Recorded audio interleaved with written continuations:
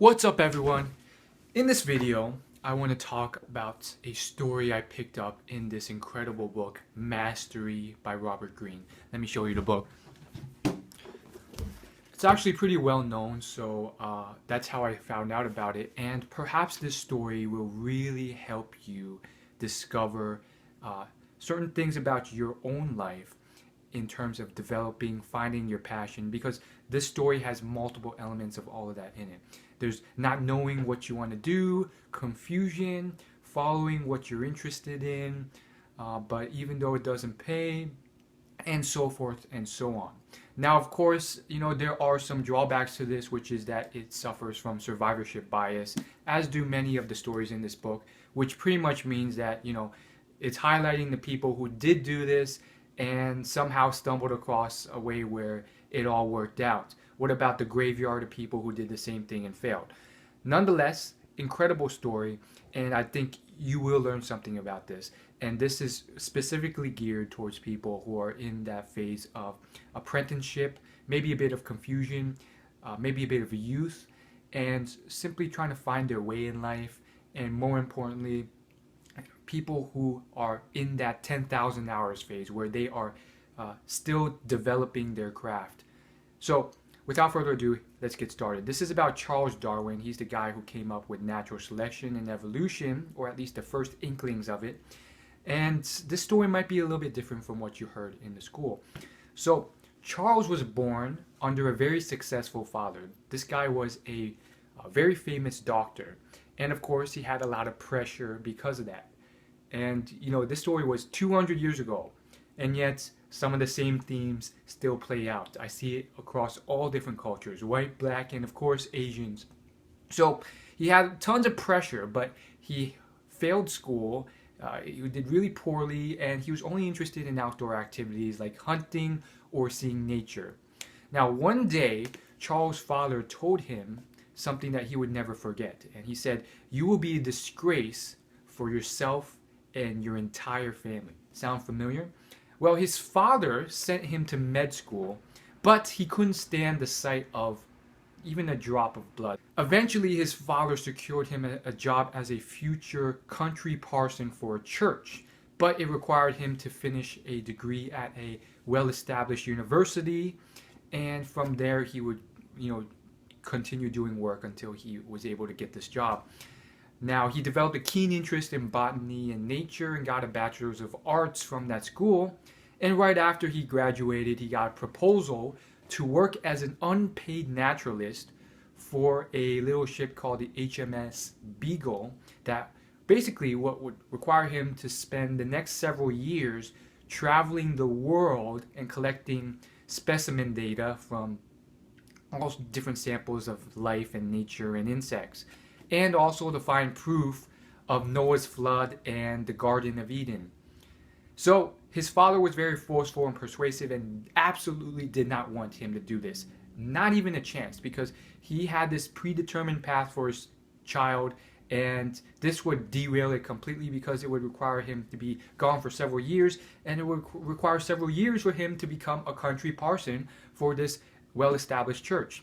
So Charles at first was, he agreed with his father and did as he said. But the more and more he thought about it, the more and more interest he had in this thing, until he was so excited, and begrudgingly his father finally accepted and said, "Okay, fine, I'll let you do this stupid thing." So he was so excited on the day of departure that he wrote, "My second life will then commence, and it will be as a birthday for the rest of my life." So now here he is following his dreams, even though it probably won't pay much. And not soon after departing, he started regretting his decision severely. He was constantly seasick. He had multiple heart palpitations. He couldn't stomach and keep his food under. The captain of his ship was this, ill-tempered guy who got mad at the smallest of things and was constantly furious and had this self-validation ego problem. And he missed his family because he wouldn't see them for several, if not more years, because they were sailing all the way to South America.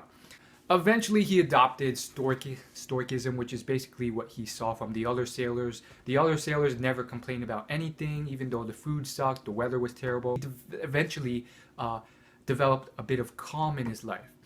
When he finally got to these beautiful, biodiverse, natural rainforest environments, he was just blown away because you could never see anything like this in England.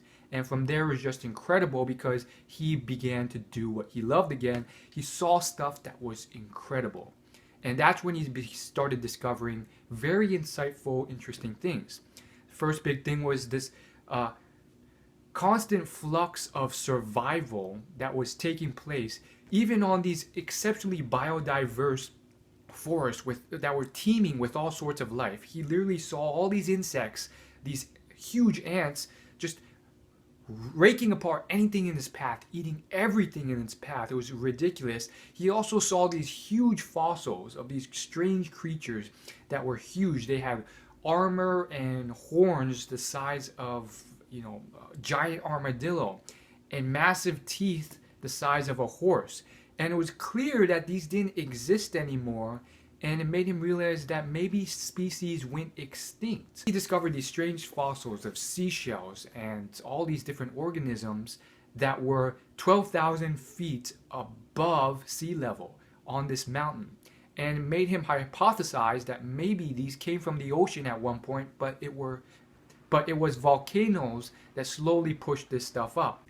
And of course, he found out about the Galapagos Islands, which were a bunch of islands that were a couple hundred feet apart from each other, and yet had very distinctly diverse creatures and species on each island.